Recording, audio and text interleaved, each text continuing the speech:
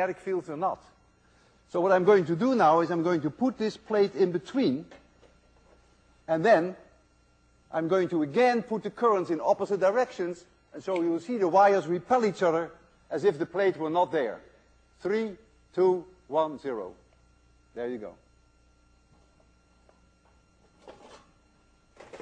So magnetic fields have a very interesting story to tell. However, electricity and magnetism are connected. How do we define the strength of a magnetic field? With electricity, we defined the strength of electric field in the following way. We measured the force, the electric force, on a charge, on an electric charge, and then the electric force is the charge times the electric field. That determined the strength of the electric field. Wouldn't it be nice if we could now say, okay, the magnetic force is a magnetic charge times the B field. So that would then define the magnitude of the B field. It would be nice. But as long as we haven't found a magnetic monopole, we can't do it. If you come with a magnetic monopole tomorrow, I can do this. But we have no magnetic monopoles. And so it cannot be done this way. How is magnetic field then defined? Well, it is defined in the following way. I take an electric charge, and the electric charge is Q. And if that electric charge moves with a velocity v, and there is a magnetic field where the electric charge is moving, then it is an experimental fact that the force is always perpendicular to v. If you want to call that B with a magnetic indication, that's fine. So there is a magnetic field, the charge is moving with this velocity, and there is a force on that charge which is always perpendicular to v. The magnitude of that force is proportional to the speed of the particle, and it is also proportional to the charge itself. If I double the charge, then the force doubles. If I double the speed, then the force doubles. And so the way that we define now magnetic field strength is this way. The force, and I give it a B to remind you, magnetic is Q, is the electric charge. Here is the velocity of the electric charge, the cross product with B. And you see that the force is always perpendicular to V, and that it is linearly proportional with the speed and linearly proportional with the charge Q. And this is often called the Lorentz force after the Dutch physicist. This equation is completely sign sensitive.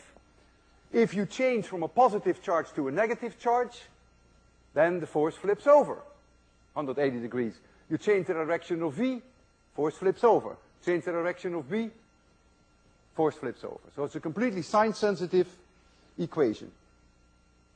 The unit for magnetic field strength follows from this equation.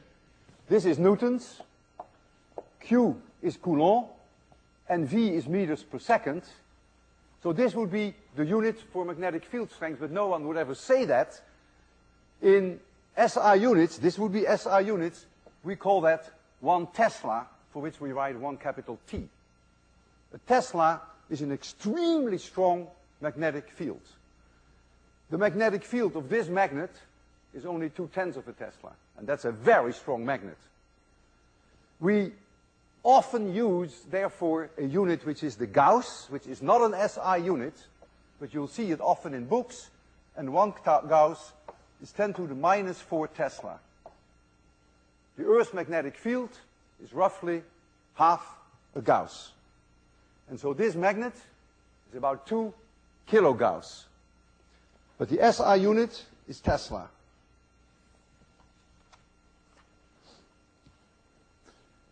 If you look at a television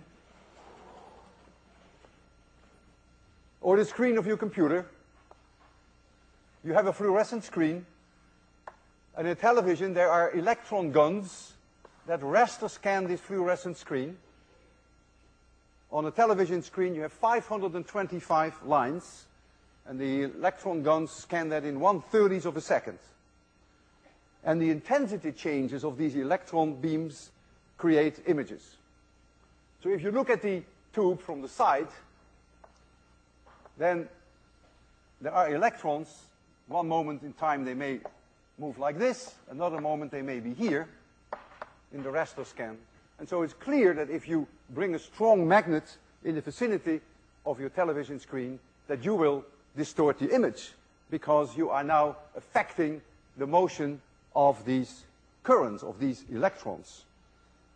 And there is a very famous artist, Nam-Yoon Paik, who used this for his art, and almost every major museum in this world has a work by Nam-Yoon Paik with distorted images using magnets and using television screens.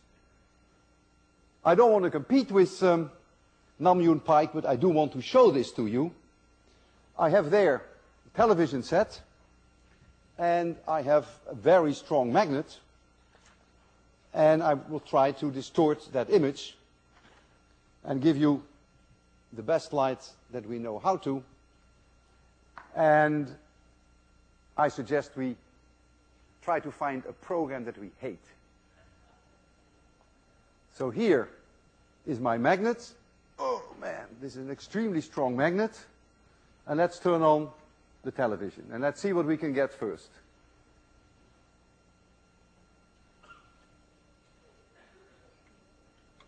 Oh, I turned it off instead of on. I'm a network validation engineer. I am a CAD designer. I am the super networking company. Red Sox owners are talking about manager Joe. I don't think. Neither do I. Perfectly good vitamin. Ah, I hate commercials. Let's go for a commercial. Ah, I hate commercials. Now watch it closely. Here comes my magnet. There's the image. You see that? Don't do this to your own computer, because once you have done this, it may never look the same. But these electrons now, can you see it? Can you see the distortion? Can you see the distortion? You're so quiet. Okay. So you've seen that. So you've seen that we can, with a magnet and a moving charge, that we can change the direction of the moving charge. Force on the moving charges. If you have an electric field as well as a magnetic field, then of course you have also